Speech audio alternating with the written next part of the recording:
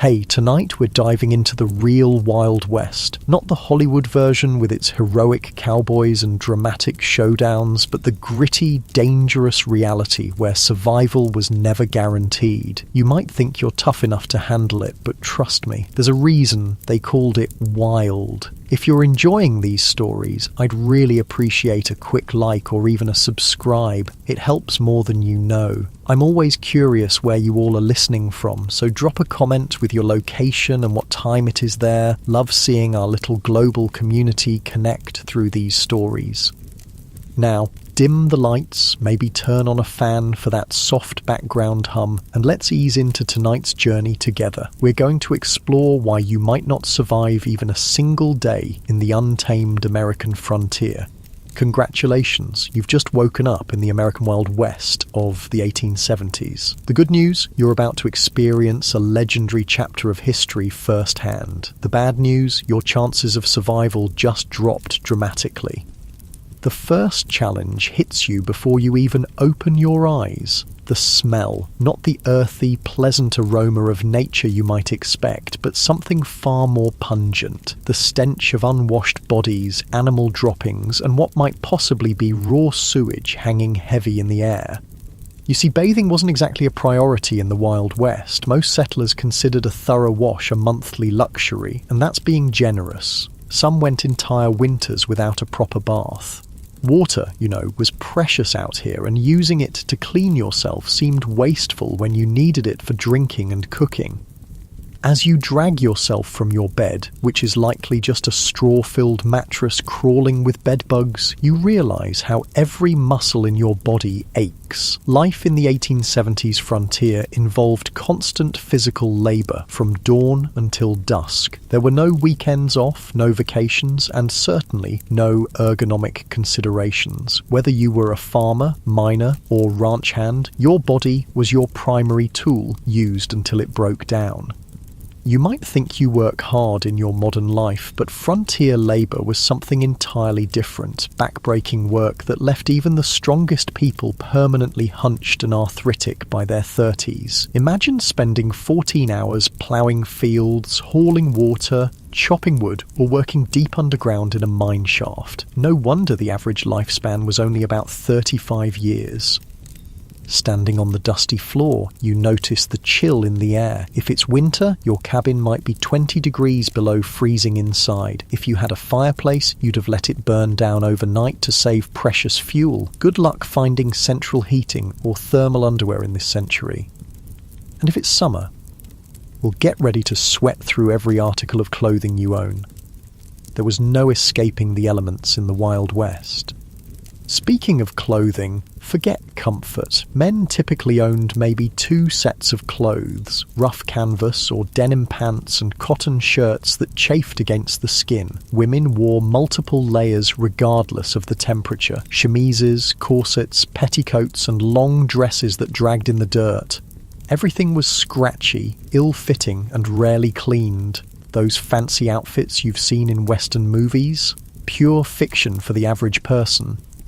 Your stomach growls, reminding you it's time for breakfast. Hope you like beans, biscuits and coffee, possibly for every meal. The Wild West diet was monotonous and nutritionally deficient. Fresh fruits and vegetables were seasonal luxuries. Meat, when available, was often preserved with salt or smoke because refrigeration didn't exist. Scurvy, a disease caused by vitamin C deficiency, when your gums bleed and your teeth fall out, was common among settlers despite being easily preventable with modern knowledge. You might think the coffee would at least be good. Cowboys always seem to have a pot brewing in the movies, but what you're served barely resembles what you'd recognise as coffee. It's typically boiled to within an inch of its life, bitter beyond belief, and might include crushed eggshells or even salt to reduce the bitterness. Still, the caffeine would help you face the day, so you drink it without complaint.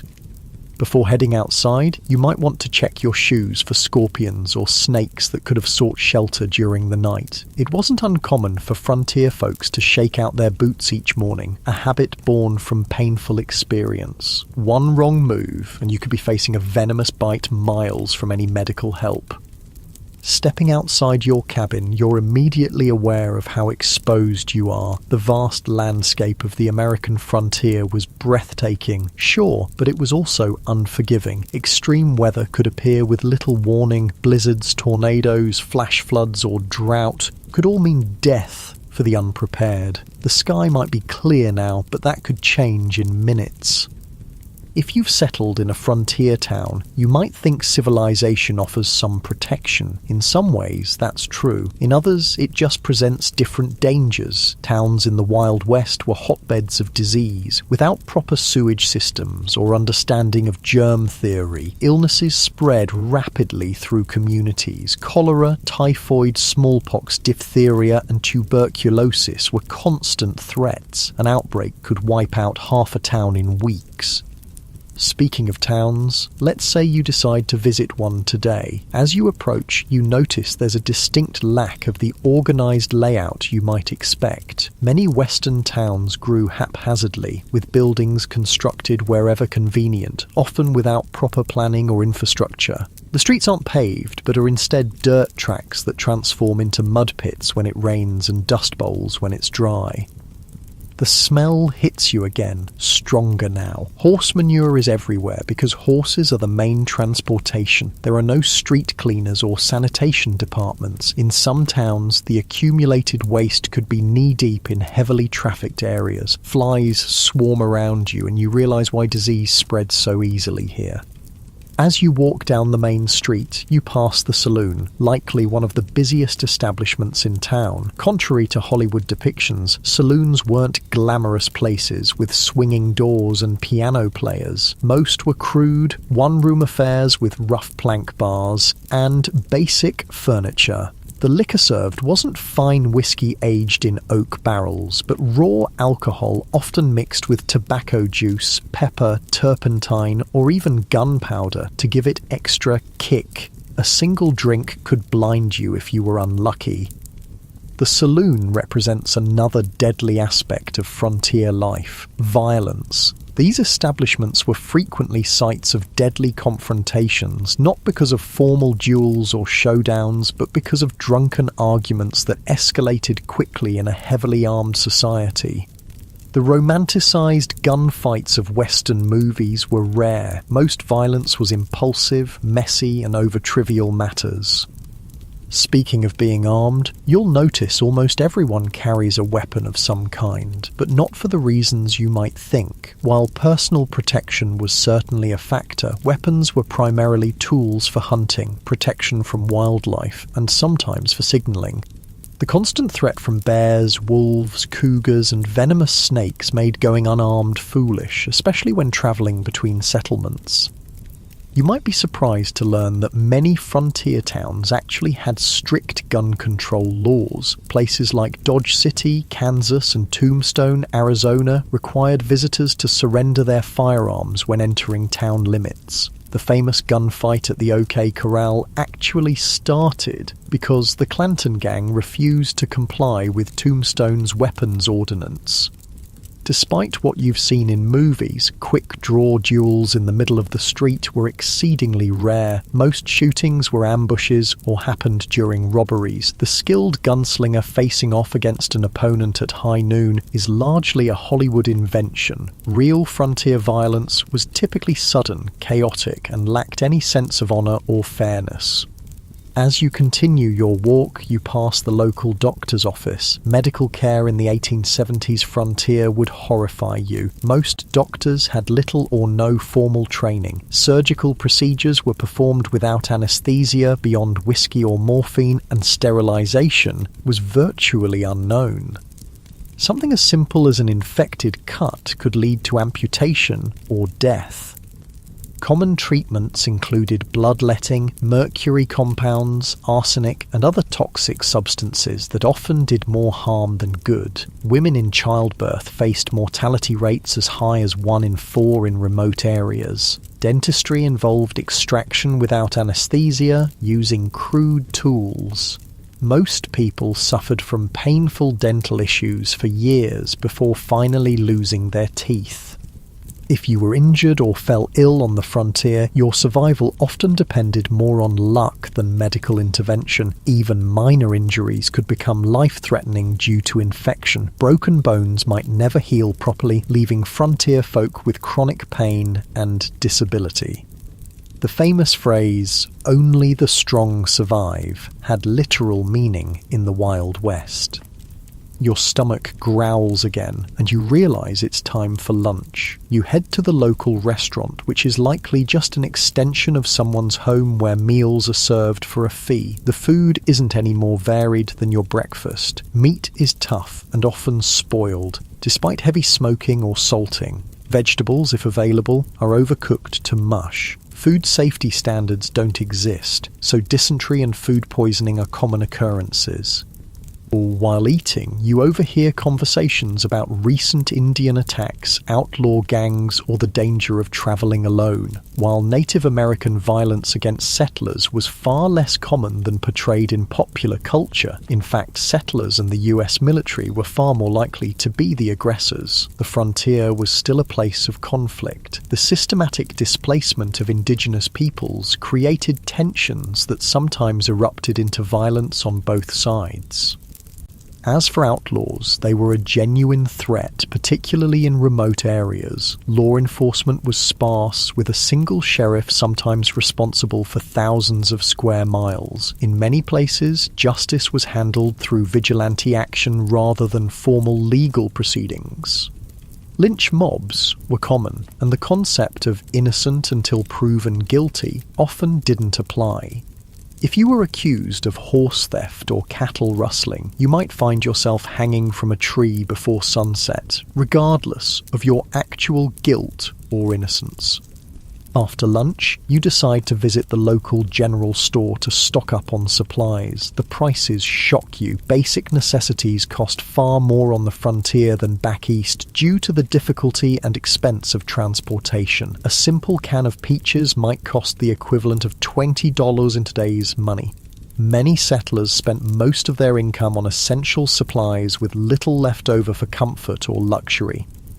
The store offers another glimpse into frontier reality, the isolation. Mail delivery was infrequent and unreliable. Newspapers might be weeks or months out of date. Information travelled slowly, and you might go years without news from family back east. Many settlers never saw their relatives again after moving west. The psychological toll of this isolation contributed to high rates of depression, alcoholism, and suicide among frontier populations. As the afternoon wears on, you notice dark clouds gathering on the horizon. Weather on the frontier wasn't just uncomfortable, it could be deadly. Without modern forecasting, storms arrived with little warning. Blizzards could strand travelers, leading to freezing deaths. Tornadoes destroyed entire communities with no emergency services to assist survivors. Flash floods washed away wagon trains. Droughts ruined crops and caused starvation. If you were lucky enough to have a proper home, it provided minimal protection. Most frontier dwellings were hastily constructed from whatever materials were available. Sod houses on the plains, log cabins in forested regions, or simple wooden structures in towns. None were particularly effective against extreme weather. Winter temperatures inside could drop below freezing. Summer heat was often unbearable, especially in attics or upper floors where many people slept. As the storm approaches, you decide to head back to your cabin before it hits. On the way, you pass a group of men heading to work at the local mine. Mining was one of the deadliest professions on the frontier. Underground cave-ins, toxic gas exposure, explosions from improperly handled blasting powder, and machinery accidents claimed countless lives. Miners also suffered from long-term health issues like black lung from coal dust or mercury poisoning from gold processing. Even if you avoided mining, few frontier occupations were safe. Farming involved dangerous equipment with no safety features. Ranching meant working with unpredictable animals weighing hundreds of pounds. Logging had one of the highest fatality rates of any profession. Whatever you did to make a living, your risk of serious injury or death was exponentially higher than in the modern world. You make it back to your cabin just as the rain begins to fall. The roof leaks in several places, and you place buckets to catch the water. This is a good opportunity to refill your drinking water, as clean water was scarce and precious. Many frontier settlers drank from the same sources used for washing and watering livestock, leading to waterborne illnesses that could quickly turn fatal. As you sit in your leaky cabin listening to the rain, you reflect on how different reality is from the romanticized version of the Wild West. There were no heroes or villains, just people struggling to survive in incredibly harsh conditions. The fact that anyone made it through is testament to human resilience and determination. Night falls early as you have no electricity. Candles and oil lamps provide minimal illumination, and you're careful with them. Fire was a constant danger in frontier homes. A single spark could mean losing everything, with no fire department to call for help. Many towns burned to the ground at least once in their history. You prepare for bed, exhausted from just one day in the Wild West. Your muscles ache, your stomach is unsettled from the unfamiliar food, and your mind is overwhelmed by the constant vigilance required to stay alive. As you drift off to sleep, you wonder if you'll make it through tomorrow, or if you'll become just another statistic in the dangerous story of the American frontier. The wind howls outside your cabin, a haunting reminder of how small and vulnerable humans are against the vastness of the untamed wilderness. Tomorrow, if you're lucky enough to see it, will bring all these challenges again, along with new ones you haven't yet imagined. In the Wild West, survival was never guaranteed. It was earned day by day, hour by hour, through hardship most modern people can scarcely comprehend. The morning light filters through the cracks in your cabin walls, waking you from a restless sleep. Your body aches from the hard mattress, but there's no time to linger. The Wild West waits for no one. As you rise, you remember yesterday's harsh introduction to frontier life and wonder what new challenges today will bring. Let's say you decide to leave town today to travel across the frontier. Whether you're heading to another settlement, joining a wagon train west, or simply exploring, travel in the 1870s was an entirely different experience than what you're used to. The good news is that by this time, the Transcontinental Railroad had been completed, connecting the east and west coasts of America. The bad news? Unless you were relatively wealthy or travelling between major cities, you probably couldn't afford to use it. Most frontier folks travelled by horse, wagon, or simply on foot. If you owned a horse, consider yourself fortunate. Horses were expensive to buy and maintain, putting them out of reach for many settlers. A good horse might cost the equivalent of several months' wages. Then you needed saddles, bridles, feed, and veterinary care, though veterinary care often meant shooting the animal if it broke a leg or developed certain illnesses. Riding itself was no pleasure cruise. Saddles in the 1870s weren't designed for comfort, but for function. Hours in the saddle left even experienced riders with blisters and aching muscles. And if your horse spooked at a snake or sudden noise, which happened frequently, you could easily be thrown, potentially suffering broken bones or worse miles from any help. If you couldn't afford a horse, you might travel by wagon. Forget the romantic image of pioneers cheerfully rolling across pristine prairies. Wagon travel was brutally uncomfortable. The vehicles had no suspension system beyond the slight give in wooden wheels, meaning you felt every rock, rut, and hole in the trail. The constant jarring caused wagon sickness, similar to seasickness, leaving travellers nauseous and miserable. Roads, if they existed at all, were typically just dirt tracks carved by previous travellers. After rain, they became muddy quagmires where wagons could sink axle deep. During dry periods, the dust was so thick you could barely breathe or see. Wagons frequently broke down, with wheels cracking or axles snapping miles from the nearest settlement. Let's say you've decided to journey all the way to California or Oregon. You've joined a wagon train heading west on the famous Oregon Trail. This 2,000-mile journey was one of the most perilous undertakings of the 19th century. Of the approximately 400,000 people who attempted it between the 1840s and 1860s, an estimated 1 in 10 didn't survive. The Oregon Trail was sometimes called the nation's longest graveyard. Some historians estimate that an average of 10-15 people died for every mile of the trail. Think about that. A grave every 350 feet or so for 2,000 miles. The trail was lined with makeshift crosses and stone markers, many without names, as families were forced to bury loved ones and continue their journey. Disease was the #1 killer on the Oregon Trail. Cholera, a bacterial infection spread through contaminated water, was particularly devastating. This horrible illness, caused severe diarrhea and vomiting, draining the body of fluid so quickly that a person could be healthy at breakfast and dead by dinner. There was no effective treatment available. Wagon trains would sometimes lose dozens of people in a single cholera outbreak. Other diseases like dysentery, typhoid, and mountain fever claimed countless lives. Children were especially vulnerable, with many families losing multiple children during the journey. Medical care was rudimentary at best, often consisting of folk remedies that did little to help and sometimes made conditions worse. Crossing rivers presented another deadly challenge. Wagons weren't designed to float, but pioneers had to cross numerous rivers on their journey west. Some had ferries or fords, but many required the wagon to be floated across like a makeshift boat. Wagons frequently capsized in these crossings, drowning people and livestock and destroying precious supplies. The Platte, Columbia, and Snake Rivers claimed hundreds of lives during the migration period. Contrary to popular belief, attacks by Native Americans were relatively rare. Most tribes were actually helpful to migrants, offering supplies, guidance, and assistance with river crossings. The majority of violent deaths on the trail came from accidents, being crushed by wagon wheels, drowning, or being kicked by draft animals. Firearms accidents were shockingly common, as most travelers were inexperienced with weapons but carried them for hunting and protection.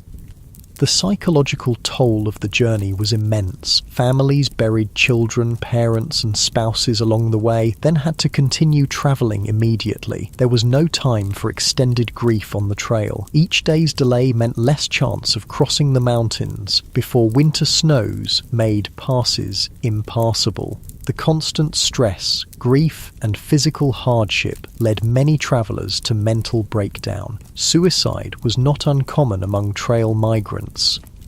If you somehow survived the journey to California or Oregon, your challenges weren't over. Many arrived at their destination having spent all their money and resources on the journey itself. Families often arrived destitute, malnourished, and ill, only to find that the promised land had its own harsh realities. But let's say you've decided not to travel that far. Perhaps you're heading to a nearby town or settlement instead. Even short journeys in the Wild West presented significant dangers. Travelers might encounter outlaws who saw lone riders or small groups as easy targets. While the frequency of stagecoach robberies was exaggerated in later fiction, they did occur regularly enough to be a legitimate concern.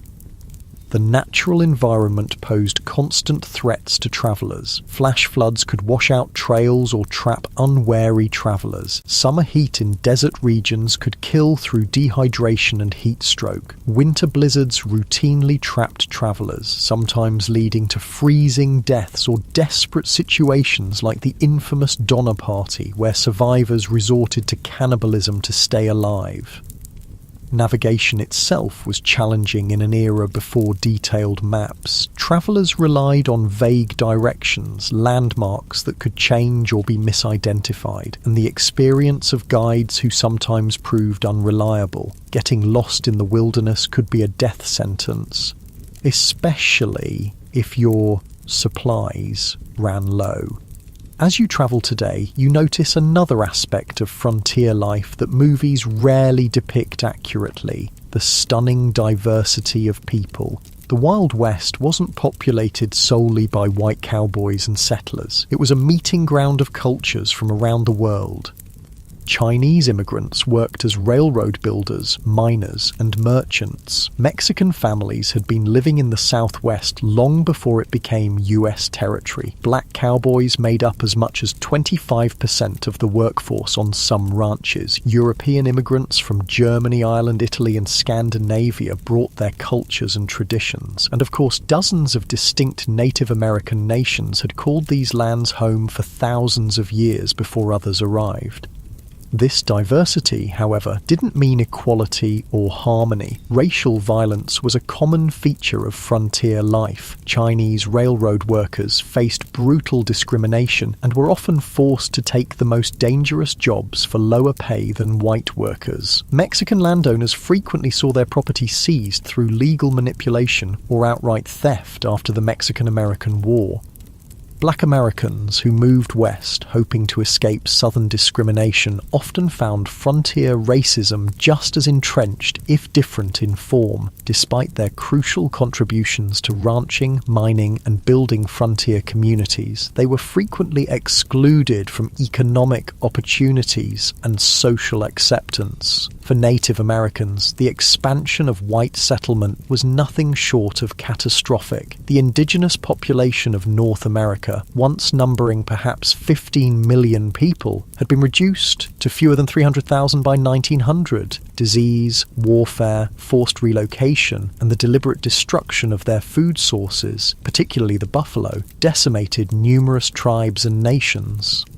US government policies systematically pushed Native Americans from their traditional lands onto reservations, often in areas with poor soil and few resources. Treaties were regularly broken when valuable resources were discovered on reservation lands. Native children were taken from their families and placed in boarding schools designed to erase their cultural identity, operating under the philosophy of "kill the Indian, save the man."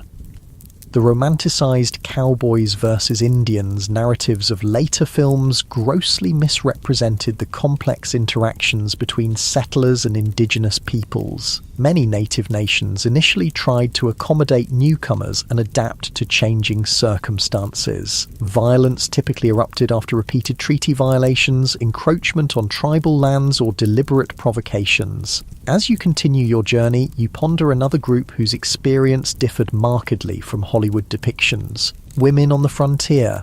Far from the helpless damsels or schoolmarms of Western movies, frontier women performed incredibly demanding physical labour while navigating restrictive social expectations. On homesteads and farms, women not only handled traditional domestic duties like cooking, cleaning, childcare, and making clothing, but also worked in the fields, tended livestock, and defended the home when necessary. Their workday typically started before dawn and ended well after dark, with few, if any, days of rest. A frontier woman might need to plough fields in the morning, deliver a neighbour's baby at midday, fight off predators threatening the livestock in the afternoon, and still prepare meals and care for her own children throughout. Many women became widows young due to the dangerous nature of frontier life and had to manage farms or businesses alone while raising children. Despite their essential contributions, women had few legal rights. In most territories and states, they couldn't vote, own property independently if married, or have custody of their children in the event of divorce. Domestic violence was considered a private matter, with little legal recourse available to victims. For unmarried women, options were severely limited. Teaching was one of the few respectable professions, though female teachers were paid significantly less than their male counterparts, and were often expected to resign upon marriage. Some women found economic independence through running boarding houses, working as nurses, or establishing millinery or dressmaking businesses. Then there were the soiled doves, prostitutes who worked in frontier brothels and saloons. While later mythology romanticized these women, the reality was typically grim. Many entered the profession out of economic desperation after being widowed or abandoned. Physical abuse, drug addiction, and venereal disease were common hazards of the work. Even those who managed to earn substantial money found themselves socially ostracized and unable to transition to more respectable positions. Some women did find greater freedom on the frontier than they might have back east. The shortage of women in Western territories gave them more marriage options and sometimes better treatment as communities competed to attract and keep female residents. A few territories like Wyoming and Utah granted women voting rights decades before the 19th Amendment, recognizing their essential contributions to frontier development. As the day wears on and you continue travelling, you might wonder about law enforcement in this supposedly lawless land. The reality was complex and varied widely by location. Major cities and towns typically had some form of organised law enforcement, but vast rural areas had minimal, if any, official protection. County sheriffs were elected officials responsible for maintaining order across sometimes enormous territories. A single sheriff might be the only law enforcement for thousands of square miles, making regular patrols impossible. They relied heavily on deputizing ordinary citizens during emergencies, creating posses to pursue criminals or respond to violence. Town marshals handled law enforcement within town limits, sometimes with a few deputies in larger settlements. These positions were often dangerous and poorly paid, attracting a mix of dedicated public servants and those who enjoyed the power the badge provided. Some famous lawmen, like Wyatt Earp, moved between legitimate law enforcement and more questionable enterprises throughout their careers. Federal marshals had jurisdiction throughout territories and states but were few in number. They typically focused on major crimes like counterfeiting, mail robbery, or offences involving multiple jurisdictions. The legendary US Marshals of Western movies, single-handedly bringing law to lawless towns, were largely fictional creations. In many remote areas, justice was handled through informal community action rather than official legal processes. Vigilante groups formed to address perceived threats when formal law enforcement was absent or ineffective. Sometimes these groups maintained basic order, but they could easily become vehicles for prejudice, personal vendettas, or mob violence.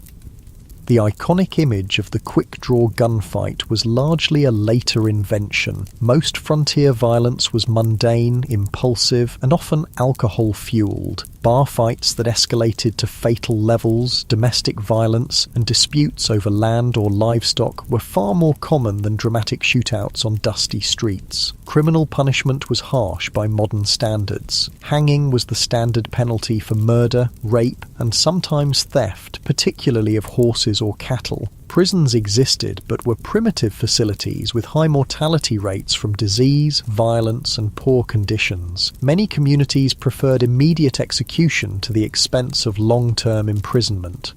As evening approaches, you decide to seek shelter for the night. If you're lucky, you might find a town with a hotel or boarding house. Don't expect luxury. Frontier accommodations were basic at best. A typical hotel room would have a simple bed, possibly infested with bed bugs, a washstand with a pitcher and basin, and perhaps a chair. Bathroom facilities would be an outhouse in the back, shared by all guests.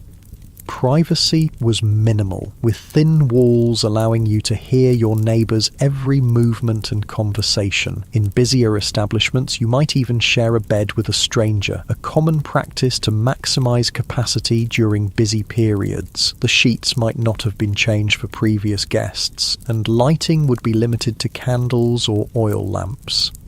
A night's lodging would cost between 25 cents and $1, depending on the establishment's quality and location. This represented a significant expense for many travellers, equivalent to several hours' wages for an average worker. Many chose to sleep in stables, barns, or simply under the stars to save money, despite the additional risks these options presented.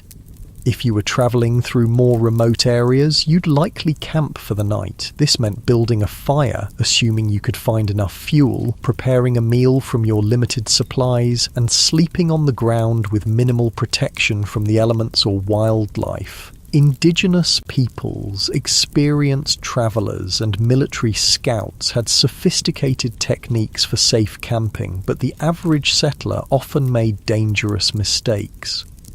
Proper fire management was literally a matter of life and death. A fire built too large could spark a prairie or forest fire that could consume thousands of acres in hours. One built too small might not provide enough warmth during cold nights, leading to hypothermia. Campfire cooking required skills most modern people lack, often resulting in meals that were simultaneously burnt and raw. As night falls fully and you prepare to sleep, the sounds of the frontier darkness surround you. Coyotes howl in the distance, unfamiliar birds call, the wind whispers through grass or trees. For people accustomed to modern light and noise pollution, the profound darkness and strange sounds of wilderness nights often triggered intense anxiety. Many travellers slept poorly on the frontier, not just because of physical discomfort, but from fear of the unknown dangers that might lurk in the darkness. Native attacks, though rare, often occurred at dawn when sleepers were at their most vulnerable. Predators like wolves, bears, and mountain lions might investigate camps looking for food. Venomous snakes and scorpions sought warm places to rest, sometimes including a sleeper's bedroll. Even if no actual threats materialized, the psychological stress of constant vigilance took its toll. Frontier diaries frequently mention exhaustion not just from physical labor, but from the mental strain of perpetual alertness. Modern people, accustomed to locks, alarms, and the security of dense population, would find the vulnerability of frontier sleeping arrangements profoundly disturbing. As you drift towards sleep, you reflect on the day's journey. Travel in the Wild West bears almost no resemblance to its sanitized, romanticized portrayal in later entertainment. It was grueling, dangerous, and uncomfortable beyond what most modern people could endure. The skills required from navigation without maps to making emergency repairs to handling firearms safely took years to develop, and mistakes were often fatal. The darkness deepens and the sounds of night creatures grow louder. Tomorrow will bring new challenges if you survive the night. Perhaps you'll reach your destination, or perhaps you'll become just another unmarked grave along the trail. One more statistic in the perilous story of westward expansion. The Wild West forgave no weakness and offered no second chances. Every day survived was a victory against overwhelming odds. The new day dawns on the frontier, and you've somehow survived the night, a victory in itself in the Wild West. As you rub the sleep from your eyes and stretch your aching muscles, you contemplate what direction your frontier experience might take today. Perhaps you'll try your luck in one of the booming mining towns where fortunes are supposedly made overnight. You've heard stories of the California gold rush, the Nevada silver strikes, and the Colorado mining booms. Tales of ordinary men finding nuggets the size of chicken eggs and becoming wealthy overnight have drawn hundreds of thousands west. What these stories don't mention are the brutal realities awaiting those who chase mineral dreams. Let's say you decide to try your hand at mining. What would that actually entail? First, you'd need to stake a claim, which means finding unclaimed land with potential mineral deposits, increasingly difficult by the 1870s, as the easiest and richest areas were claimed years earlier. If you were lucky enough to find a promising spot, you'd need to register your claim at the nearest government office and pay the required fees, which could be substantial. Then the real work would begin, and it was some of the most physically demanding labour imaginable. For placer mining, searching for loose gold in streams, you'd spend hours bent over in ice-cold mountain water, sifting through sediment with a pan or sluice box. Your hands would crack and bleed from constant exposure to water and rough materials. Your back would ache from the hunched position, and after all that effort, you'd be lucky to find a few tiny flakes of gold worth pennies. If you ventured into hard rock mining, digging for veins of ore in the mountains, the dangers multiplied exponentially. Tunneling into unstable rock without modern safety equipment or engineering knowledge led to frequent cave-ins that crushed miners where they stood. Poorly ventilated shafts filled with toxic gases like carbon monoxide, odourless but deadly, suffocating miners who had no warning of the danger. Blasting with black powder or dynamite to break through rock was incredibly hazardous. Miners frequently lost fingers, hands, eyes, or lives when charges detonated prematurely or thrown rock fragments became deadly projectiles. The thunderous noise and constant percussion of blasting left many with permanent hearing loss. Even if you avoided immediate catastrophes, the long-term health effects were devastating. Miners constantly inhaled fine rock dust, leading to silicosis, a painful lung disease that slowly suffocated its victims. Mercury used in gold processing caused neurological damage, tremors, and mental deterioration. Those working in copper or lead mines absorbed toxic metals that accumulated in their bodies, causing chronic illness and early death. The mining industry of the 1870s had virtually no safety regulations or oversight. Mine owners prioritized profit over worker welfare, and injuries were considered an expected part of the job. Medical care for injured miners was minimal and often ineffective. A serious injury typically meant the end of a miner's career and livelihood, with no disability support or workers' compensation available. For all these risks and hardships, what was the likely reward? Despite the mythology of the lucky prospector, the vast majority of miners barely earned subsistence wages. By the 1870s, most worked for large mining companies rather than independently, earning $2 to $3 for a grueling 10 to 12-hour day. Studies suggest that storekeepers, saloon owners, and prostitutes consistently made more money than the miners whose dreams sustained frontier mining towns. Speaking of mining towns, they were notoriously rough places. Imagine a community composed primarily of young single men engaged in dangerous work with few women, families, or civilizing institutions. Alcohol consumption was astronomical. The average mining camp resident consumed several times more alcohol than the typical American today. Violence was commonplace, with fights, stabbings, and shootings occurring regularly.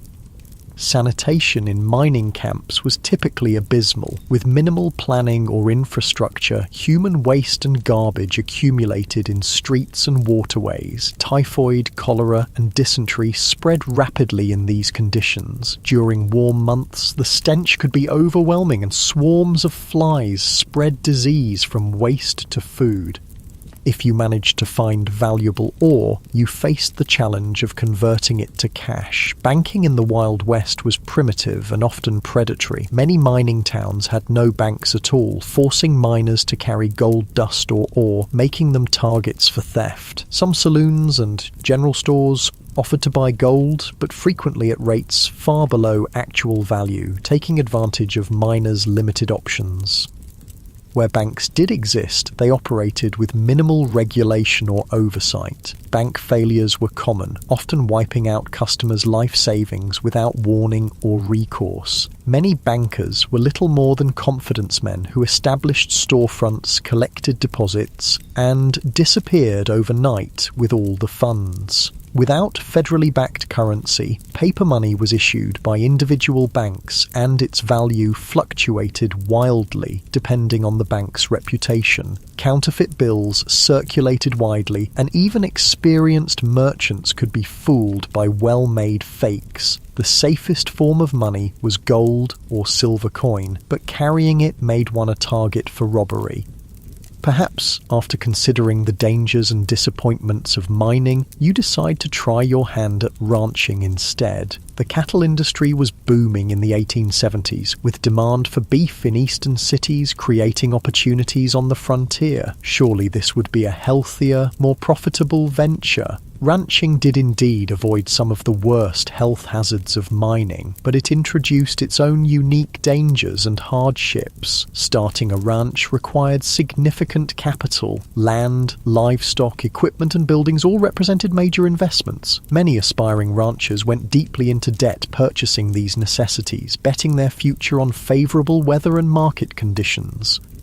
Nature often had other plans. Droughts could wither grazing lands and dry up crucial water sources, forcing ranchers to either watch their cattle starve or sell at devastating losses. Harsh winters could kill entire herds, as happened in the infamous Great Die-Up of 1886 to 1887, when up to 90% of cattle on northern ranges froze or starved to death during unusually severe weather. Disease could sweep through herds, wiping out a rancher's investment overnight. Texas fever, anthrax, and other infectious diseases had no effective treatments in the 1870s. Predators like wolves and cougars took a constant toll on livestock, particularly vulnerable calves.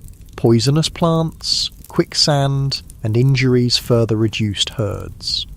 The iconic cattle drives, moving herds hundreds of miles to railroad shipping points, were not romantic adventures, but grueling, dangerous undertakings. Cowboys, not the glamorous figures of later films, but typically young, poorly paid labourers, worked 20-hour days during drives, catching brief naps in the saddle as they moved thousands of animals across difficult terrain.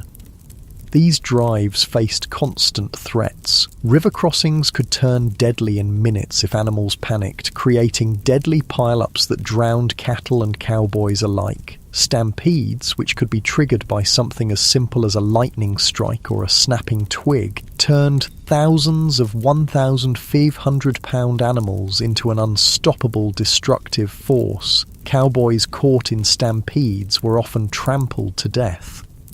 The cowboy's life was far from the freedom portrayed in Western mythology. They typically earned about $30 per month for exhausting, dangerous work. Most were very young men, often teenagers, from poor backgrounds with few other options. A significant percentage were black, Mexican, or mixed-race individuals facing discrimination that limited their opportunities elsewhere. Their diet on the trail consisted mainly of beans, salt pork, and biscuits, with minimal fresh food. Medical care was limited to whatever the trail cook might know about folk remedies. Injuries, common in such dangerous work, often went untreated until they became life-threatening. Many cowboys died young from injuries, exposure, or violence. Perhaps ranching doesn't appeal after all. What about farming? Surely growing food, the most fundamental of human activities, would offer a more stable and less dangerous way of life on the frontier. The Homestead Act of 1862 had opened vast areas of the West to settlement, offering 160 acres free to anyone who would live on and improve the land for 5 years. This seemed like an incredible opportunity, a chance for people with little money to become landowners and build independent livelihoods. The reality proved far more challenging than the promise. First, 160 acres might sound substantial, but in the arid regions that comprised much of the available land, it was often insufficient to support a family. Traditional eastern farming methods failed in these environments, where rainfall was a fraction of what pioneers were accustomed to. Many settlers had no knowledge of dry farming techniques needed for success in these regions. Starting a frontier farm required tremendous physical labour. The first task was building shelter, typically a sod house on the treeless plains, constructed by cutting and stacking dense prairie turf. These soddies were dark, damp dwellings that leaked when it rained, harboured insects and snakes, and crumbled without constant maintenance. Then came the back-breaking work of breaking the land for planting. Prairie sod, held together by dense grass roots that had developed over centuries, was extraordinarily difficult to plough with the equipment available to most settlers. It could take a year or more just to prepare a few acres for planting. The work was so physically demanding that it permanently damaged many farmers' bodies. Once crops were planted, farmers faced threats from every direction. Drought could wither plants before harvest. Torrential rains could wash away seedlings or flood fields. Early frost could kill crops just before harvest. Grasshoppers descended in biblical swarms, consuming everything green in their path and sometimes even eating the handles of tools left in fields. Disease affected frontier farmers as it did everyone else, but with particularly devastating consequences. With no hired help and little community support, a family's illness during crucial planting or harvesting periods could mean the difference between survival and starvation. Women often continued working the fields while heavily pregnant or just days after giving birth, risking their health because the work simply couldn't wait. Farm accidents were common and often fatal. Homemade tools broke and caused injuries. Animals panicked and trampled their handlers. Even successful harvests could turn deadly. Numerous farmers died when they fell into grain storage bins and suffocated in the loose grain, or when poorly constructed storage buildings collapsed under the weight of their contents. The isolation of frontier farms took a heavy psychological toll. Neighbours might be miles away, visited only occasionally. Women in particular suffered from this isolation, some going months without speaking to anyone outside their immediate family. Depression, anxiety, and what was then called prairie madness affected many settlers, sometimes leading to abandonment of homesteads or suicide. For those who persevered through these challenges and actually produced crops, economic obstacles remained. Transportation to markets was difficult and expensive. Without refrigeration, perishable products had to be sold quickly or preserved. Large agricultural corporations and railroad companies used their influence to keep crop prices low and transportation costs high, squeezing independent farmers from both directions. By the 1870s, another option was emerging on the frontier, working for wages in the growing towns and industries. Perhaps this offered a safer, more stable path than the high-risk ventures of mining, ranching, or farming. Wage labour did avoid some of the worst physical dangers and financial risks of independent enterprises, but introduced its own hardships. Industrial safety standards were virtually non-existent. Workers in frontier factories, mills, and workshops suffered horrific injuries from unguarded machinery. Construction workers built increasingly tall structures without harnesses or safety equipment, leading to frequent fatal falls. Railroad work was particularly dangerous. Track layers worked with minimal equipment under brutal conditions, suffering high rates of injury and death from accidents, heat stroke, and exhaustion. Chinese workers, who built much of the transcontinental railroad, were often assigned the most dangerous tasks, such as handling unstable explosives to blast through mountain passes. Working hours were long by modern standards, typically 10-12 hours per day, 6 days per week. Pay was low, with most workers barely earning subsistence wages. Child labour was common, with children as young as 8 or 9 working alongside adults in many industries, often suffering higher injury rates due to their size and inexperience. Workers had essentially no legal protections. Employers could fire people without cause, reduce wages arbitrarily, or withhold pay entirely. Those who complained or attempted to organise for better conditions faced blacklisting, being marked as troublemakers who no other employer in the region would hire.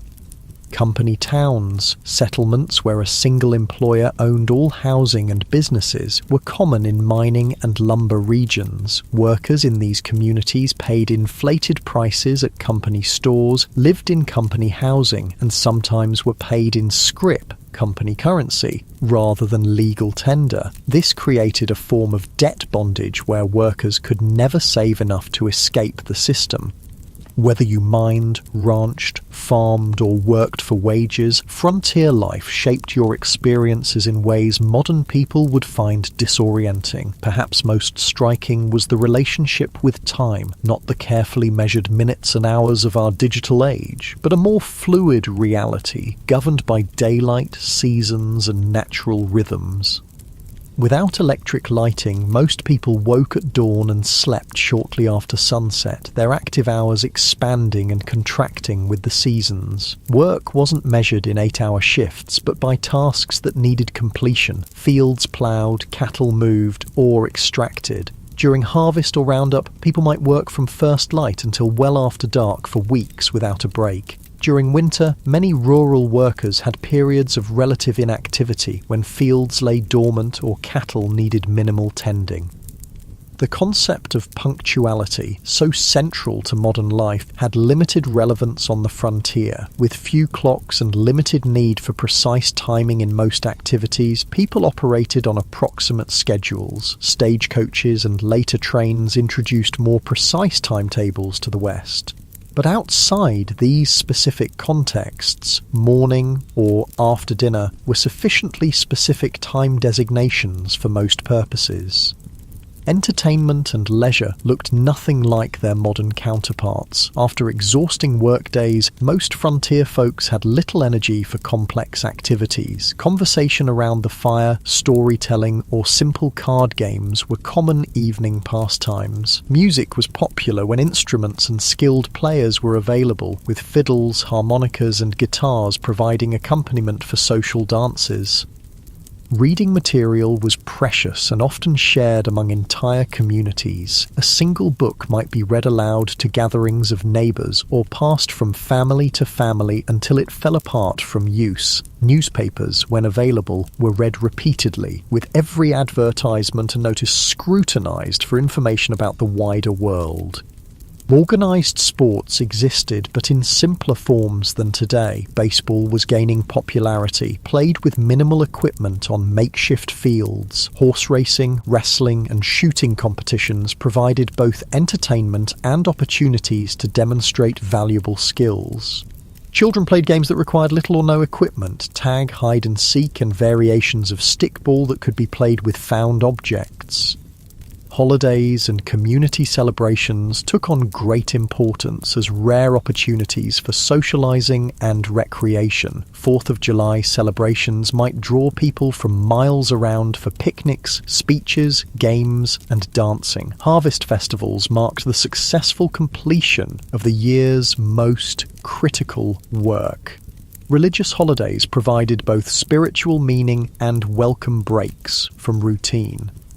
As the day draws to a close, you find yourself reflecting on the relentless challenges of frontier life. Every aspect required harder work, involved greater risk, and offered fewer comforts than its modern equivalent. The people who survived and sometimes thrived in these conditions possessed qualities that modern society rarely demands: extraordinary physical endurance, practical skills applicable to countless emergencies, and psychological resilience in the face of constant hardship and loss. The darkness gathers once more, and with it comes a silence profound enough to hear your own heartbeat. No car engines, no air conditioners, no electronic hums, just the whisper of wind, the chorus of insects, and the occasional call of night birds. This profound quiet, so alien to modern ears, was the soundtrack of frontier nights, sometimes comforting, sometimes unsettling in its emptiness. As you drift towards sleep, you wonder if you would have had what it took to survive here, not just for a day or a week, but for years and decades. The people who shaped the American West, for better and worse, were not the idealized heroes of later fiction, but complex individuals facing extraordinary challenges with the limited resources and knowledge of their time. Their story, stripped of romanticism, is one of human endurance against conditions that would break many of us today. The cool night air settles around you like a blanket, and the stars emerge in a display of brilliance impossible to see in our light-polluted modern world. This at least is one pure beauty the people of the frontier experienced that few today can fully appreciate: the majestic sweep of the Milky Way across a truly dark sky, connecting them to the same cosmic panorama their ancestors had watched for countless generations. Morning arrives again in the Wild West, and with it comes hunger, a constant companion on the frontier. Food in the 1870s, West bore little resemblance to the varied, convenient diet you're accustomed to in the modern world. Let's explore what keeping yourself fed would actually entail in this harsh environment. The good news is that game was still relatively plentiful in many areas. Deer, elk, rabbit, and various birds could supplement your diet if you had the skills to hunt them. The bad news? Hunting required ammunition, which was expensive and might be needed for protection. It also demanded time away from other essential work, making it a luxury many settlers couldn't afford during busy seasons. Most frontier families relied heavily on foods they could grow, preserve, or purchase in bulk. The staples of the frontier diet were beans, corn, and pork, dense in calories but monotonous and nutritionally incomplete. Fresh fruits and vegetables were available only in season, a few months at most, and winter diets often contained no fresh produce whatsoever. This lack of dietary variety led to widespread nutritional deficiencies. Scurvy, caused by vitamin C deficiency, was common during winter and early spring when no fresh produce was available. The symptoms, bleeding gums, loosening teeth, joint pain, and eventually death, were well known but difficult to prevent with available resources. Other deficiency diseases affected growth in children and caused various chronic health problems in adults. Food preservation was a constant challenge and critical survival skill. Without refrigeration, meat needed to be consumed quickly or preserved through smoking, salting, or drying. These methods deterred bacterial growth but drastically changed flavors and textures while reducing nutritional value. The heavy salt content of preserved foods contributed to high blood pressure and other health issues. Women spent enormous amounts of time preserving food when it was abundant for use during scarce periods. Vegetables were pickled in vinegar or fermented. Fruits were dried or preserved with sugar if available. Root vegetables might be stored in root cellars, underground spaces that maintained cool temperatures. These preservation efforts were not optional activities, but essential survival work that could determine whether a family would eat during winter. Food storage presented its own problems. Properly prepared preserved foods could last months or even years, but improper techniques led to spoilage and potentially deadly food poisoning. Additionally, stored food attracted pests. Rats, mice, and insects consumed portions of most stored food supplies, and their droppings contaminated what remained. Most frontier families simply accepted a certain amount of insect parts and rodent droppings in their flour, beans, and other staples as unavoidable. Cooking itself was far more labour-intensive than modern people can easily comprehend. Meals were prepared over open hearths or wood-burning stoves that required constant attention and fuel. In wood-scarce prairie regions, women and children might spend hours gathering buffalo chips, dried manure, or twisted grass to burn as cooking fuel. Water had to be hauled from wells or streams, often hundreds of pounds per day for cooking, cleaning, and drinking. Even with these efforts, meals lacked the variety and flavour profiles modern people expect. Spices were expensive luxuries, used sparingly if at all. Sugar and coffee were treasured items, often hoarded for special occasions. Fresh milk was available only if a family kept a cow, and for only part of the year when the cow was producing. Most frontier children grew up with simple, repetitive diets that would horrify modern nutritionists. Interestingly, despite these limitations, obesity was rare on the frontier. The combination of limited food supplies, minimal sugar consumption, and constant physical labour kept most people lean. However, this leanness wasn't necessarily healthy. Many frontier folk suffered from malnutrition even when they had sufficient calories to sustain their work. Beyond basic survival needs like food, frontier life presented unique challenges for families raising children. If you had been born in the Wild West, rather than just visiting it, your childhood would have been dramatically different from modern experiences. Childhood itself was conceived differently in the 19th century. Children as young as 6 or 7 were expected to contribute meaningful work to family survival, not as educational chores, but as essential economic contributions. Young children minded livestock, gathered eggs, picked vegetables, watched younger siblings, and helped with countless other tasks that freed adults for heavier work. By age 10 or 12, most frontier children worked alongside adults at nearly adult capacity. Boys followed fathers into fields, barns, or workshops, learning skills through direct participation rather than formal instruction. Girls worked with mothers, learning the complex domestic skills necessary for frontier homemaking. Not simple housekeeping, but the production of essential goods like clothing, preserved food, candles, and soap. This early adulthood extended to other areas of life. Children were not sheltered from the harsh realities around them. They witnessed births, deaths, slaughtering of animals, and the sometimes violent conflicts of frontier communities. They were expected to understand and adapt to these realities, rather than being protected from them. Education, as modern people understand it, was limited and inconsistent on the frontier. In established towns, schools might operate for a few months each year, typically during winter when agricultural work was minimal. One teacher, often barely educated themselves, might be responsible for students ranging from 5 to 17 years old, all studying in a single room.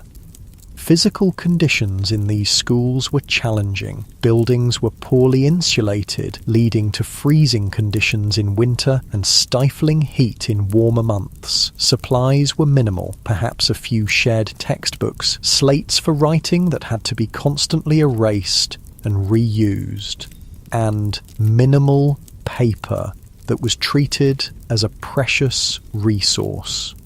Corporal punishment was the standard disciplinary approach, with whippings or beatings administered for infractions as minor as whispering or failing to memorize assigned material.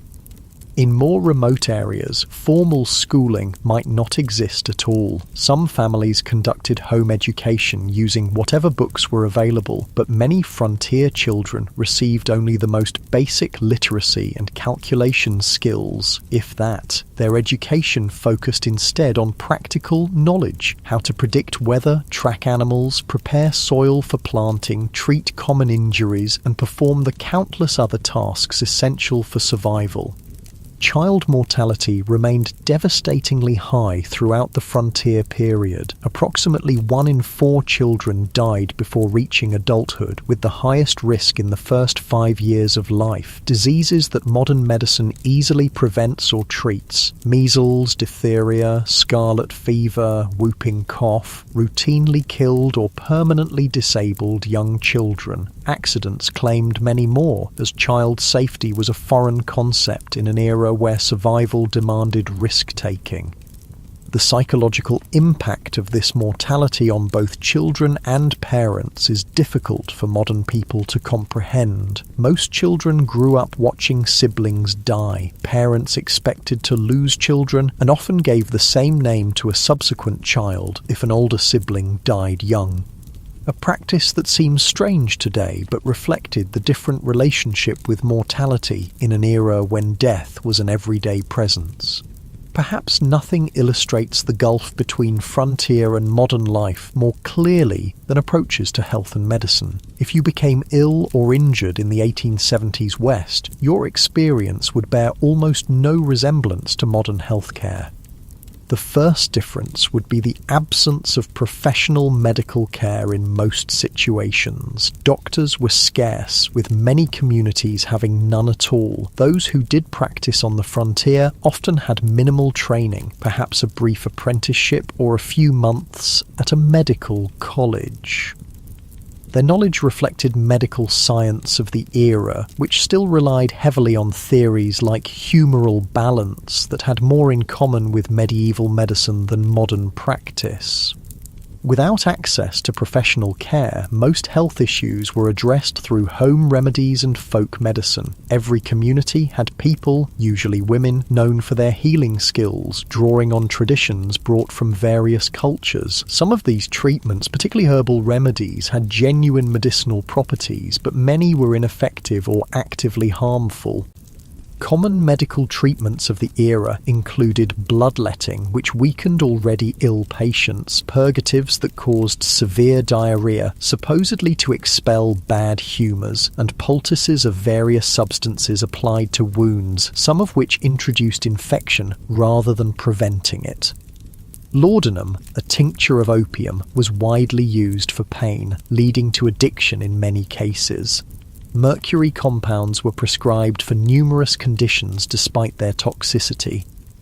Even when treatments had some validity, impure medications caused problems. Without pharmaceutical regulations or standardization, commercially sold medicines varied wildly in potency and often contained dangerous contaminants. Many patent medicines marketed as cure-alls contained primarily alcohol, providing temporary relief through intoxication rather than addressing underlying conditions.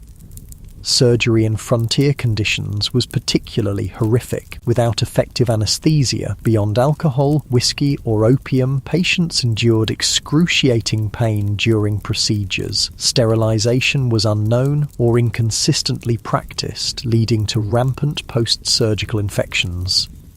Amputation was the standard treatment for serious limb injuries, performed with saws and knives that might be wiped clean but never properly sterilized. Childbirth represented perhaps the starkest contrast between frontier and modern medical experiences. Women typically gave birth at home, attended by a midwife if one was available, or female relatives if not. Without prenatal care, many complications weren't identified until labour was underway. Breech births, hemorrhage, and other emergencies that modern medicine handles routinely often resulted in the death of mother, child, or both. Maternal mortality rates on the frontier were approximately 1 death per 100 births, more than 100 times higher than in developed countries today. Many women approached each pregnancy knowing it might be their last experience in life. Men's diaries and letters from the period frequently mention the heartbreaking reality of raising children alone after losing wives in childbirth. The combined impact of inadequate nutrition, constant physical strain, minimal preventive care, and primitive treatment options meant that frontier populations experienced health outcomes more similar to developing nations today than to modern America. Life expectancy at birth was under 40 years, with those surviving childhood likely to suffer chronic health problems by their 50s if they lived that long. Beyond these material hardships, frontier life imposed a form of isolation and disconnection that modern people, accustomed to instant global communication, would find almost unbearable. This isolation shaped frontier psychology and culture in profound ways. Communication with distant family or friends occurred at the speed of physical transportation. Letters took weeks or months to reach recipients, if they arrived at all. News travelled slowly and unreliably, often distorted through retelling. Major events might not become known in remote areas until months after they occurred. This information vacuum contributed to a highly localised worldview where distant events seemed abstract and irrelevant compared to immediate community concerns.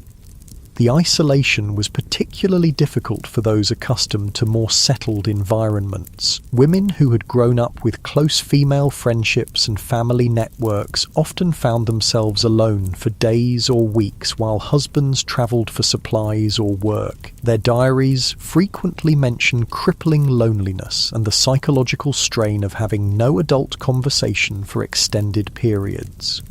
This isolation sometimes led to what contemporary accounts called prairie madness, severe depression, anxiety, and occasionally psychosis triggered by the combination of isolation, constant work, and environmental hardships. Some affected individuals became violent toward family members or committed suicide. Others simply abandoned their homesteads and returned east, unable to endure the psychological pressure of frontier life.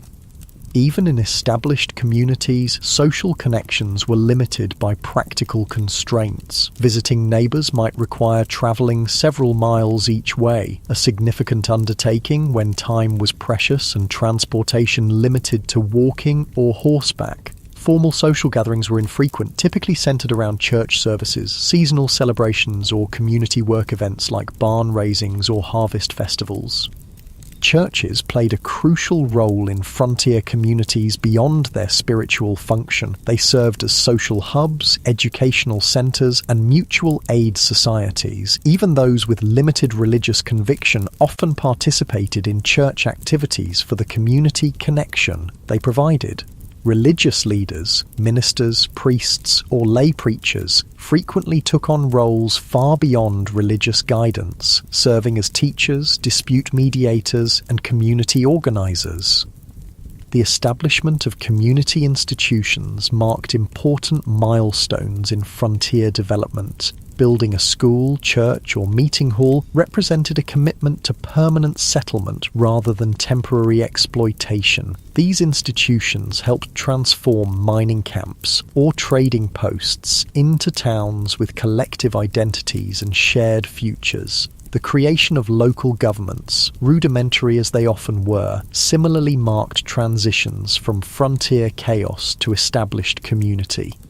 Frontier communities also developed distinctive forms of mutual aid and collective action necessary for survival in harsh conditions. Barn raisings and house raisings allowed families to complete large construction projects impossible for individual households.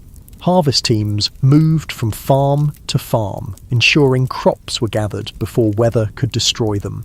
Spontaneous search parties formed when children went missing. These cooperative traditions reflected the practical reality that no individual or family could survive the frontier entirely through self-reliance. This community interdependence existed alongside the individualism that later became mythologized in frontier narratives. Both elements were necessary responses to frontier conditions: self-reliance for daily survival, community cooperation for challenges beyond individual capacity. The tension between these values shaped frontier culture and continues to influence American attitudes toward government, community, and individual responsibility. As another day in the Wild West draws to a close, you find yourself contemplating the mental and emotional resilience required to endure such conditions year after year. The people who populated the American frontier weren't superhuman. They suffered, struggled, and sometimes broke under the relentless pressure of their environment. But many adapted and persevered, developing skills and perspectives that allowed them to find meaning and even joy amid hardship. The darkness settles around you once more, bringing with it the profound silence of the pre-industrial night. The day's experiences have given you a glimpse into a world both familiar and utterly alien, a world where survival required constant vigilance, where comfort was rare and luxury almost non-existent, where death was an everyday companion rather than a distant stranger. As sleep approaches, you wonder about the people who chose this life or had it thrust upon them by circumstance. What drove them west? What sustained them through blizzards, droughts, illness, and loss? What would they think of the world their struggles helped create?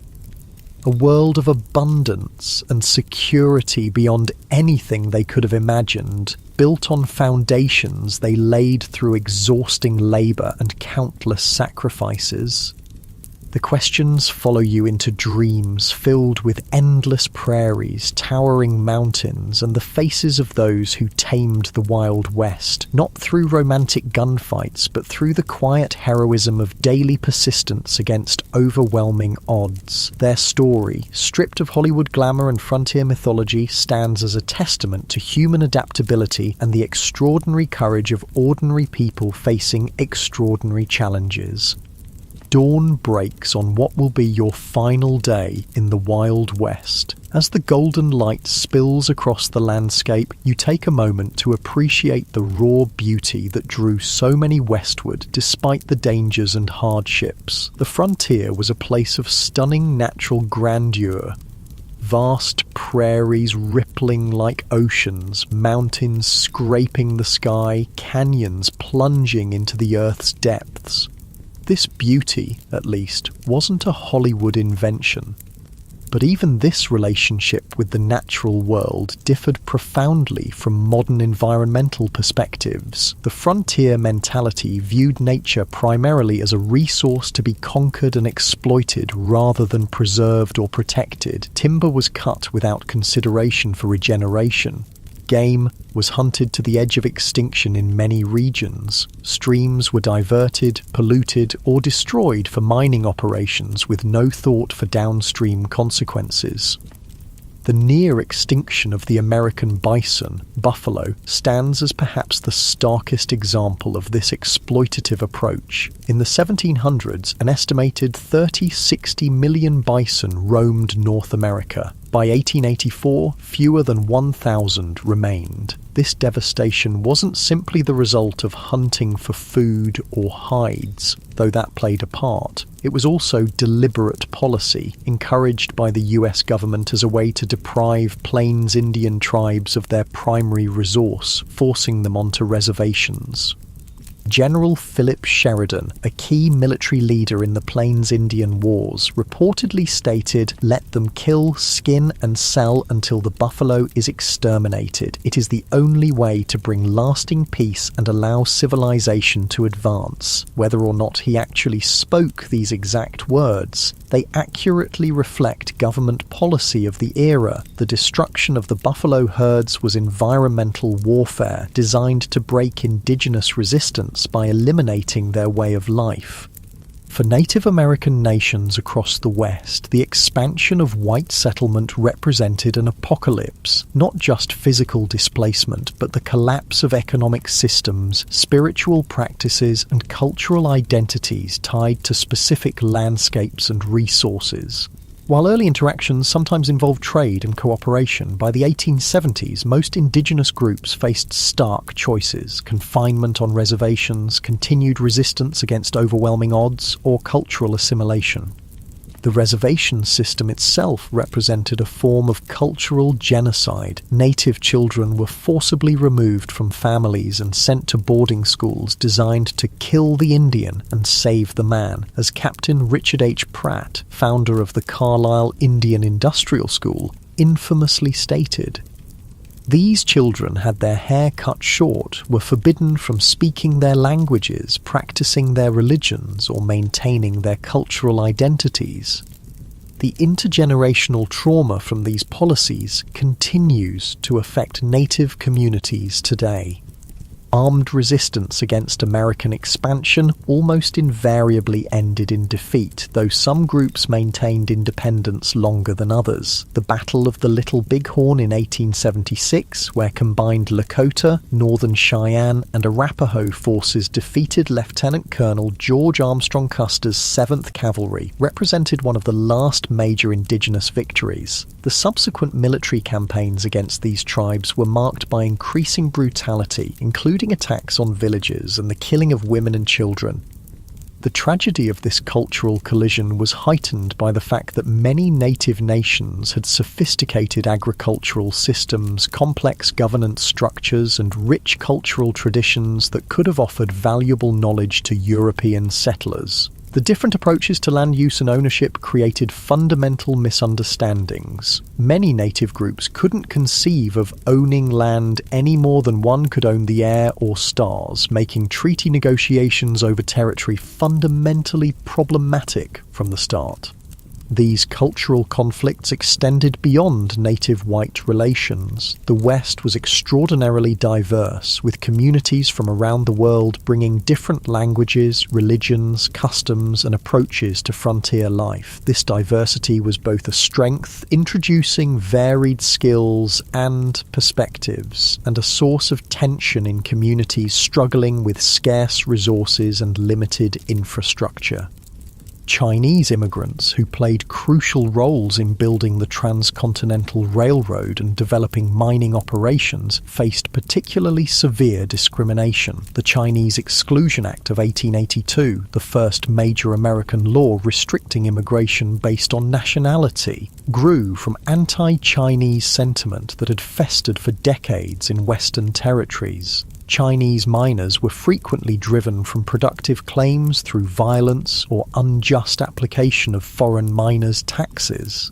Chinese communities in frontier towns often faced riots and mass expulsions when economic conditions deteriorated. Mexican Americans, many of whom had become US citizens through territorial acquisition rather than immigration, similarly faced discrimination and displacement. Despite treaty guarantees protecting property rights following the Mexican-American War, many Mexican landowners saw their holdings taken through legal manipulation, intimidation, or outright fraud. Spanish-derived water rights systems that had functioned effectively for generations were replaced with English common law approaches less suited to arid environments. Even European immigrants found that national and religious identities continued to matter on the frontier. Irish Catholics, German Lutherans, Scandinavian Protestants, Eastern European Jews, each group tended to establish distinct communities and maintained cultural practices from their homelands. These communities provided mutual support, but sometimes became targets for nativist sentiment when economic or social tensions arose. African Americans who moved west after the Civil War hoped to find freedom from Southern oppression, but often encountered different forms of discrimination. Black cowboys, who made up approximately 25% of the workforce on some cattle operations, rarely received recognition in contemporary accounts or later mythology. Black homesteaders established communities in several Western territories, but frequently faced organized resistance from white neighbors and discriminatory application of homestead laws. The collision of these diverse groups, each with their own values, practices, and expectations, created frontier communities far more complex and conflict-ridden than later Romantic depictions would suggest. The melting pot metaphor popularized in later American mythology obscured both the persistent cultural distinctiveness of various groups and the power imbalances that determined whose cultures would be preserved and whose would be suppressed. As the day progresses, you find yourself in a frontier town undergoing rapid transformation, a transition happening across the West during the 1870s and 1880s. The initial phase of settlement, characterized by individual prospectors, independent farmers, and small-scale enterprises, was giving way to more organized corporate development of Western resources. The arrival of railroads catalyzed this transition. The Transcontinental Railroad, completed in 1869, dramatically reduced travel time between east and west from months to days. Subsequent branch lines penetrated previously isolated regions, connecting them to national markets and supply chains. This transportation revolution allowed large-scale extraction of Western resources for Eastern factories and enabled mass-produced Eastern goods to flood Western markets. These economic connections accelerated the integration of Western regions into national systems, but often disadvantaged small producers. independent miners couldn't compete with large mining corporations that brought industrial methods and capital investment. Family farms struggled against agricultural enterprises operating on vast acreage. Small ranchers found themselves squeezed by cattle companies with investor backing and political connections. Corporate interests increasingly dominated political as well as economic structures. Railroad companies, mining conglomerates, timber interests, and large landholders exercised enormous influence over territorial and early state governments. Water rights, mineral claims, grazing access, and timber concessions were allocated through processes that typically favoured those with financial and political power rather than small operators or community interests. This transition from frontier to integrated region wasn't simply economic but cultural. The rough-edged mining camp or cattle town gradually acquired institutions that signalled permanence and connection to wider society. Banks, schools, churches, newspapers, theatres and fraternal organisations. Streets were surveyed and sometimes paved. Wooden structures were replaced with brick and stone buildings. Local governments enacted ordinances regulating behaviour that had previously gone ungoverned. For many who had been attracted to the frontier precisely because of its freedom from Eastern constraints, these changes represented unwelcome domestication of the wild spaces they had sought. Some continually moved westward ahead of advancing civilization, seeking new frontiers. Others struggled to adapt to increasing regulation, competition, and social expectations. The mythological end of the frontier, declared in the 1890 census, represented real psychological and cultural challenges for those whose identities were tied to frontier conditions. Part of this transformation involved the taming, or at least management, of frontier violence. The iconic gunfighters and outlaws who would later dominate Western mythology operated in a specific historical window when formal law enforcement was establishing itself against pre-existing systems of personal and community violence. By the 1880s and 1890s, professional police forces and court systems had replaced vigilante justice in most established communities, though remote areas still saw occasional eruptions of frontier-style conflict resolution. The legendary figures who captured public imagination, Wild Bill Hickok, Wyatt Earp, Billy the Kid, Jesse James, operated in this transitional period, often moving back and forth between legal and illegal activities as circumstances changed. Their later mythologization obscured the complex, often morally ambiguous reality of their lives. Hickok, far from the perfect marksman of legend, shot bystanders in at least 2 gunfights. Earp worked variously as a lawman, gambler, brothel keeper and vigilante across his career. The Robin Hood image attached to Jesse James ignored his Confederate guerrilla background and the innocent victims of his robberies. As evening approaches on your final day in the Wild West, you find yourself contemplating the gap between frontier reality and the mythology that would later emerge from it. Why did Americans, and eventually the world, become so fascinated with a romanticized version of this brutal period? What needs did these myths serve, and what truths did they obscure?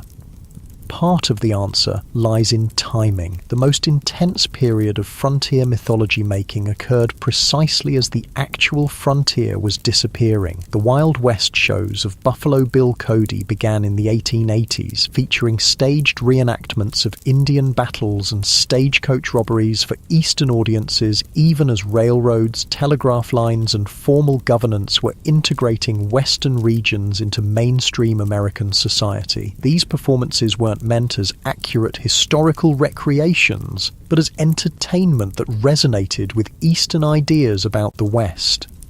The dime novels that popularized exaggerated tales of Western heroes originated not on the frontier, but in Eastern publishing houses, written by authors who rarely had first-hand experience of the regions they described. These formulaic stories emphasized action, clear moral distinctions between heroes and villains, and a vision of the West as a testing ground for American virtues of self-reliance, courage, and individualism. Later, Hollywood westerns further refined and amplified these mythological elements, creating iconic images of lone cowboys, heroic sheriffs, dastardly outlaws, and savage Indians that bore little resemblance to historical reality. These films served psychological and cultural functions beyond entertainment. They offered reassuring narratives about American identity during periods of rapid social change and international challenges. The mythology suggested that American character had been forged in frontier conditions, producing exceptional qualities that distinguished the nation from older societies. It implied that American expansion across the continent had been not just inevitable, but morally justified, a triumph of civilization over wilderness and progress over primitive cultures. It presented simplified moral frameworks where good invariably triumphed over evil through righteous violence, justifying America's growing military and economic power on the world stage. What these myths obscured was the complex, morally ambiguous reality of Western development, the genocide of indigenous peoples, the exploitation of immigrant labor, the environmental devastation, the corporate manipulation of political systems, and the deeply divided community struggling with fundamental questions about identity, governance, and resources. The real West offered no simple moral lessons, but rather a case study in how human societies adapt to challenging conditions, sometimes showing remarkable cooperation and creativity, sometimes descending into exploitation and brutality. As darkness falls once more, you reflect on your brief journey through the unromanticized Wild West. You've experienced firsthand why the average person today, accustomed to abundant food, medical care, physical safety, and countless comforts unknown to frontier dwellers, would likely not survive even a single day in the actual conditions of the 1870s frontier. The skills, knowledge, physical conditioning, and psychological resilience required for frontier survival represent a way of life so distant from modern experience as to be almost unimaginable. Yet something about this world continues to fascinate us. Perhaps it's the raw honesty of a life stripped to essentials, where tasks have immediate consequences and achievements represent tangible victories against natural constraints. Perhaps it's the community interdependence that emerged from shared challenges, creating connections that transcended differences in background or belief. Perhaps it's simply the reminder that human beings can endure and even find meaning in conditions far harsher than most of us will ever face. The legacy of the American frontier extends beyond mythology into the actual structures and systems that shape modern American life. Property laws, water rights frameworks, federal-state relationships, approaches to natural resources, and countless other aspects of American governance emerged from frontier-era compromises and conflicts. The diversity of Western communities, despite efforts at forced assimilation, contributed to the multicultural reality of modern America. Even the continuing tensions between individual rights and collective welfare, local control and national standards, exploitation and conservation have roots in frontier-era debates. For indigenous peoples, the frontier era represents not a glorious chapter in national expansion, but the devastation of ancient lifeways and the beginning of a long struggle for cultural survival and sovereignty that continues today. Their perspective reminds us that the simple triumphalist narrative of Western settlement ignores the complex civilizations that already existed and the incalculable knowledge lost through their disruption.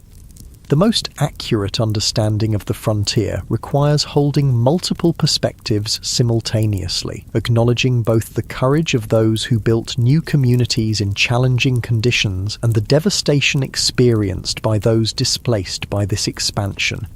As you drift towards sleep on your final night in the Wild West, the sounds of this earlier America surround you, the whisper of wind through prairie grass, the distant howl of coyotes, perhaps the faint piano notes from a saloon down the street. These sensory experiences at least connected all who lived through this era, regardless of background or circumstance. The vast skies, extreme weather, imposing landscapes, and profound silences shaped everyone who encountered them, creating a shared relationship with the environment even amid cultural conflicts.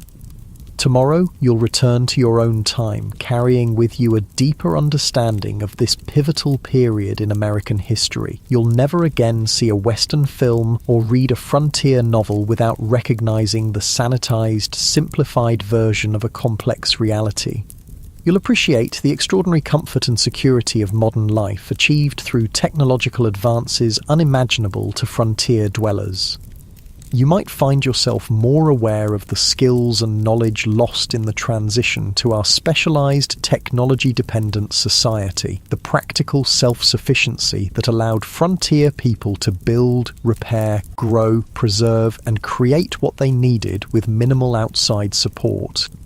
Most importantly, you'll understand that the real story of the American West isn't found in gunfights and gold strikes, but in the daily struggles of ordinary people, men, women, and children of diverse backgrounds, who faced extraordinary challenges with the limited resources available to them. Their story, without Hollywood embellishment, contains enough genuine courage, tragedy, innovation, conflict, cooperation, cruelty, and kindness to fill countless histories. Their legacy lives in the communities they established, the environmental changes they initiated, the cultural patterns they created, and the myths that grew from their experiences. The real Wild West disappeared long ago, transformed by technology, population growth, economic integration, and environmental change into the modern American West of cities, suburbs, highways, and managed landscapes. Yet echoes of frontier experience persist in regional identities, local traditions, land use patterns, and governance structures. The memory of this formative period continues to influence how Americans understand themselves and their nation's development, even as scholars and communities work to replace simplistic mythology with more accurate, inclusive understandings of this complex history.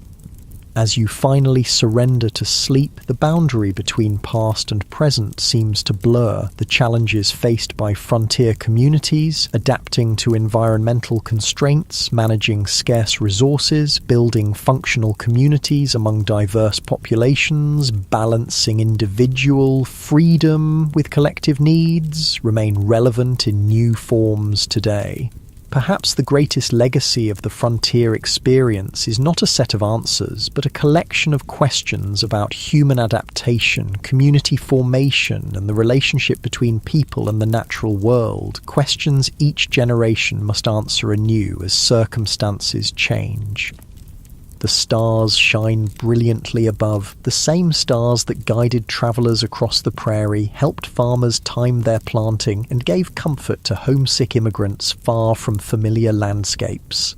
In this moment of connection across time, you feel a fleeting kinship with those who looked upon these same constellations a century and a half ago, wondering what tomorrow would bring in a world where survival was never guaranteed, but life, in all its harshness and beauty, was experienced with an intensity seldom matched in our more comfortable era. Sleep comes at last, and with it dreams of a West both harsh and magnificent, a place where human vulnerability and resilience were displayed in equal measure, where diverse peoples collided and sometimes cooperated in ways that would shape a nation, and where the daily struggle for existence contained moments of transcendent connection with landscapes of breathtaking grandeur. The real Wild West, stripped of romantic illusion, offers a window into human experience at its most elemental, challenging, frightening, and occasionally sublime.